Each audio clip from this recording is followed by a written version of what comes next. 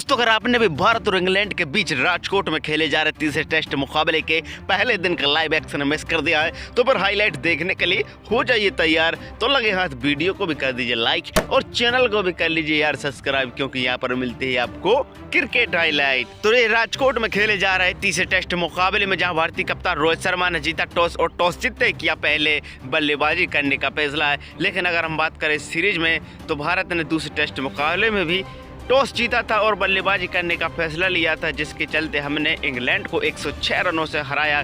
तो भाई पहले टेस्ट मुकाबले में इंग्लैंड ने टॉस जीता था और इंग्लैंड की टीम ने भारत को 28 रनों से हराया था। तो इस सीरीज के जो दो मुकाबले खेले गए दोनों एक दोनों ही टीमों ने जीते, जिसके चलते दोनों ही टीमें बराबरी पर खड़ी इस सीरीज में। लेकिन भारत के पास मौका है एक बार फिर से सीरीज में वापसी करने को। पहला टेस्ट मुकाबला हारने के बाद जिस प्रकार से भारतीय बल्लेबाज फॉर्म में चल रहा है, ऐसा लगता है कि अब यहाँ से इंग्लैंड कोई भी मुकाबला नहीं जीत पाएगा। लेकिन इस तीसरे टेस्ट मुकाबले में जो कि राजकोट में खेला जा रहा है, जहां पर भारतीय कप्तान रोहित शर्मा ने टॉस जीता और टॉस जीत के बल्लेबाजी करने का फैसला लिया, जिसके बाद मैदान पर उतरे भारत के दो इनफॉर्म बल्लेबाज यशस्वी जायसवाल और खुद कप्तान रोहित शर्मा। दोनों के बीच में सदी हुई शुरुआत होती है। पहले 1 घंटे तक तो भारत के दोनों बल्लेबाजों ने गेंदबाज को भरपूर सम्मान दिया। उसके बाद गेंद को बाउंड्री तक पहुंचाने में किसी ने भी संकोच नहीं किया, यानी कि दोनों के बीच में चौकों की बारिश होने लगी।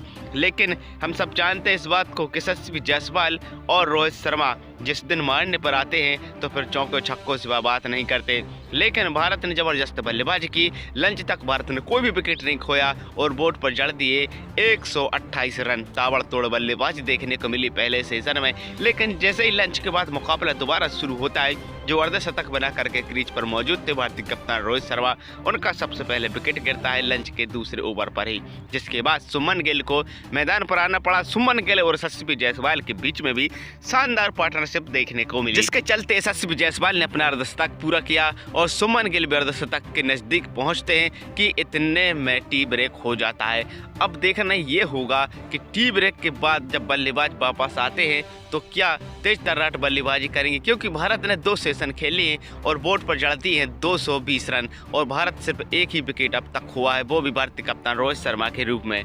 लेकिन जैसे टी के बाद मुकाबला दोबारा शुरू हुआ, भारत को 2 झटके लगे बैक टू बैक। जी हाँ, जमे हुए दोनों ही बल्लेबाज पवेलियन जाते हैं टी के बाद जैसे मुकाबला दोबारा शुरू होता है। लेकिन उसके बाद मैदान पर उतरते हैं केएल राहुल और श्रेयस अय्यर। दोनों ने फिर भारत को संभाला और तीसरे टेस्ट मुकाबले के पहले दिन का खेल जब खत्म हुआ तो भारत का स्कोर हो चुका था 328 रन और भारत के पास अभी भी गहरी बल्लेबाजी बाकी है। तो क्या भारत 500 रन बना पाएगा इस तीसरे टेस्ट मुकाबले में?